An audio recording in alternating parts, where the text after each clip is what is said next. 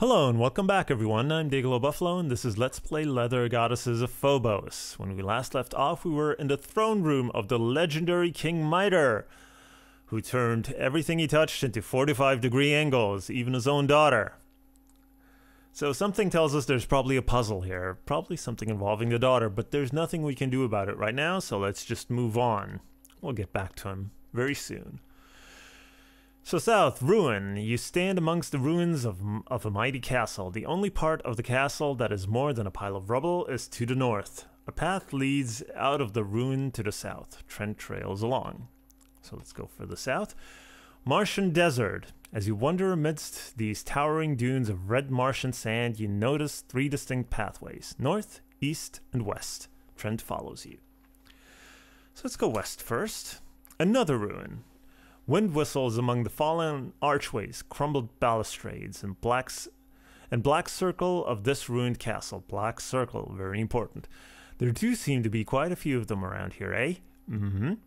Paths lead east and northwest through the rubble. Trent loyally stays at your side. So let's go northwest. Hickory and Dickory Dock. This dock, which extends north into the broad canal, is crafted from fine woods from across the solar system. Hickory wood from the forests of Earth, and dickory wood from the jungles of Venus. A path leads south. You spot a little white Mars mouse running around the dock. Trent loyally stays at your side. So if you remember from the list of items that we needed for our Leather Goddesses of Phobos destroying machine, we do need a white mouse. So since we're here, let's take the mouse. Little fellow scurries easily away from you. Well, one way to get a mouse to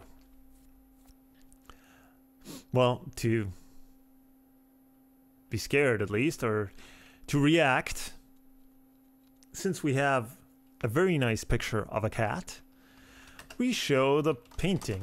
It's not a picture of painting to mouse. The mouse freezes with fear. Take mouse. Taken. And actually, all the stuff that we need for the machine, we can actually give to Trent so it doesn't clog up our inventory. No, we don't want to give Trent. Give mouse to Trent. Eagerly, Trent accepts the mouse. And we want to give hose to Trent. Eagerly, Trent accepts the rubber hose. Okay, so we freed up a couple of spots in our inventory. Good thing. Trust me. And actually, we're going to do a little bit of house cleaning in our inventory very soon. So let's go back south. Again, here the entrances and exits don't match up because we have to go northwest to get to the Hickory and Dickory Dock, but we have to go south to get back to the ruin.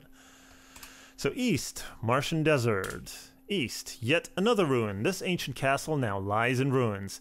It's no wonder this section of Mars is considered the ruined castle capital of the solar system. All that remains of this once proud ramparts are dust and rubble, and an occasional stone block. A path leads away from the ruin to the west. To the east, unchartable desert. Sitting on one of the stone blocks is a large green frog. Something about it catches your eye. Trent follows you, so look at frog. You realize what aroused your attention. The tiny gold crown on the frog's head. The frog is otherwise totally ordinary. Ordinary for a frog, that is. By any other measure, it is a repulsive creature with swollen eyes, oozing warts, slimy skin, and a grating croak. Well, everybody who knows the fairy tale of the frog knows that we have to kiss the frog in order to have it turn into, I think in the fairy tale it was a prince. Maybe here it'll be a princess. You lean forward, but just as you're about to kiss the frog, the sight of its green warts and slimy skin make it impossible to continue. Well, let's close our eyes.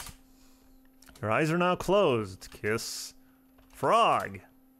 You lean forward with your eyes closed, but just as you're about to kiss the frog, the stench of the old pond scum overwhelms you. You lurch back, retching. Well, that's no good. Hold nose. can't do that with your hands full.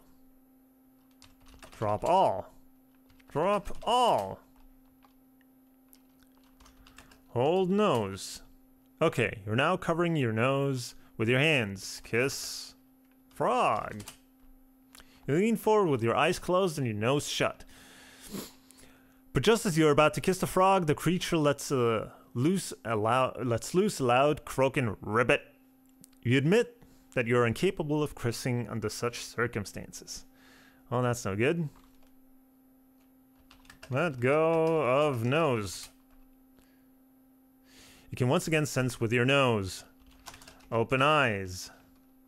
You can once again sense with your eyes. Good. Take all. All right. So, there's nothing we can do with the mouse right now, so I think it's southeast that we can go. No, we can't. East. Martian dessert. No, not a typo. Dessert refers to the 50-foot Martian cream pie here.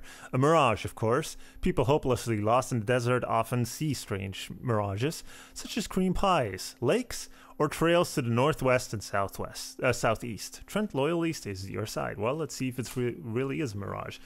I guess the paths aren't a mirage. Oasis. This is a remarkable sight on arid Mars. Subsurface water bubbling up in a fountain, flowing around a black circle, and soaking into the thirsty sand. A path curves east around the sand dunes. To the west, unchartable desert. A little bunny rabbit is sipping at the water of the oasis. Trent follows you. Inexplicably, the circle fades before your eyes, slowly going from black to white. Well, we can actually grab the bunny, but it's of no use, and poor bunny, just leave it alone, it's drinking. We can go east, but it's of no particular use. We end up at the What's Up dock. This tiny dog is a maritime entrance to the once famous What's Up section of Mars. East of the dock is a wide north-south canal. You can hear a gurgling sound from the west. There's a chill in the air. You might be approaching the South Polar Cap. Trent enters just a few steps behind you. So, well, nothing to do here right now, so let's go back to the oasis. Since there's a circle here, let's stay in a circle. Nothing happens because this circle is going from black to white. So, you might want to pour the stain on circle. Circle is once again black. Stand and circle. Cleveland. You suddenly find yourself longing for the slime pits of Venus or the sandstorms of Mars. This particular section of Cleveland has exits to the northeast and south. A few seconds later, you see Trent's earlobe appear, followed almost immediately by the rest of him. Alright, we're in Cleveland now, of all places. Let's go south. Lawn. Yes, lawn is the kindest word for this muddy patch of limp crabgrass. Miraculously, someone actually seems to give a damn about this lawn, because there are signs of recent activity. A wooden rake and a large canvas sack. A fence rings the lawn. Through an opening to the north, you can see Cleveland. Trent enters just a few steps behind you. Alright, let's take the rake. And take the sack. And open the sack. Opening the canvas sack reveals a whole bunch of leaves. A whole bunch? That's not very precise. Let's count the leaves. 69,105. Very good to know. That must be one big sack. I mean, 69,000 leaves? Alright, let's go back north. Cleveland. Northeast. Teensy weensy house. This rickety home is so petite that the entire first floor is only one location in this story. When you tire of this floor, you can go east, southwest, or up. Well, since we're already here, let's go up. Bedroom. The second floor of the house has an open window overlooking the street and a stair leading down. The bed is unmade, with a sheet lying half on the floor. So let's take the sheet. It's always useful. You're already juggling as many items as you can possibly carry. See? That's the problem. Well, one thing we can do. Let's, because I don't want to just start dropping things willy-nilly. I usually, even though I know the things that I'm not going to need anymore, I like to do it at a central location. So I have all my things in one spot in case I need to get back to them, and having them in Cleveland is not very useful. As actually having anything in Cleveland is not very useful. But so I want to drop them somewhere else. So one thing we can do for now is put all in basket. Okay, that saves us a bit of space. Actually, something that I haven't done yet, I forgot to do, is that we have a rule book stuck in your back pocket and a brass loincloth that is being worn. Examine rule book. Oh, why doesn't he understand that? Oh, it's 2 words. Examine rule book. Hello, prisoner. You're a captive of the leather goddesses of Phobos. As an experimental subject, your unspeakably painful death will help our effort to enslave humanity and turn the earth into our private pleasure world. Consider this to be a great honor, human. The remainder of the book covers the exact rules of behavior expected from a prisoner of the leather goddesses of Phobos. For example, it mentions that escapees will be killed immediately and painfully by crack lek bandy guards. After reading it, you stick it back in your back pocket. So, examine loincloth.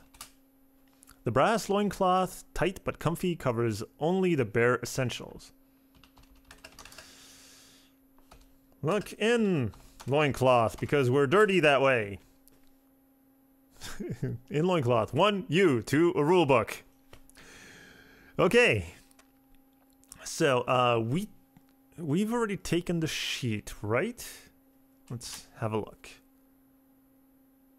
Yep, we've already taken the sheet. Let's look out the window. A car is parked on the street 20 feet below. It's a Ford, a 1933 Ford, and one of its headlights is loose. Well, again, if we remember the list of things that we needed, a headlight off of a 1933 Ford was one of them.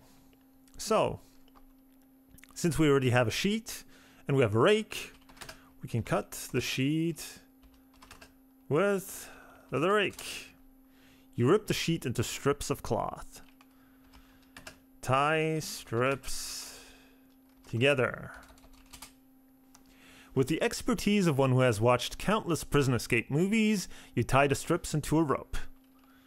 So we want to tie the rope to the bed. Okay, the rope of cloth is now tied to the bed. You want to throw the rope out of the window. The rope of cloth hangs almost to the ground. Trent looks odd. Super idea! Doesn't look too strong though. I'm lighter, so I'll go down.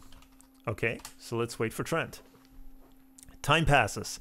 Trent climbs down the rope and unscrews the headlight. Suddenly, a truck barrels down the street and hits Trent, carrying him out of sight. Moments later, you hear an explosion.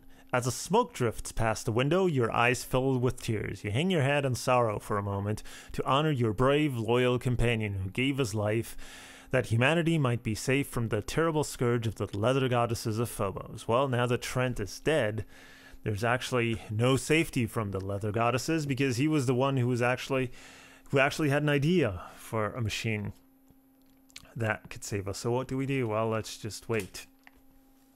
The ceiling collapses into a cloud of old plaster and startled termites, and out of the middle of it steps Trent, looking disheveled, but for the most part alive.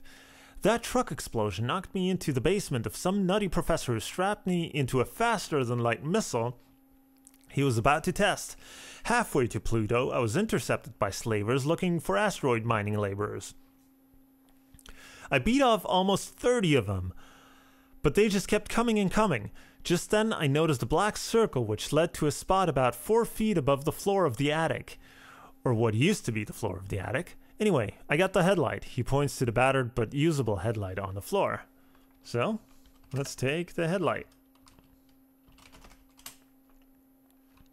And as we do with all items that are useful to the solution of the game, let's give headlight to Trent.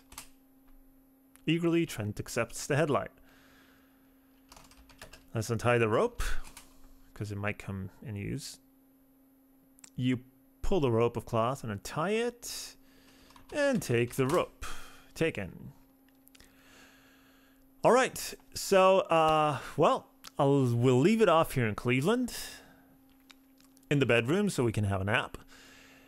And for now, thank you for watching, and I will see you in the next video. So until then, have a good one.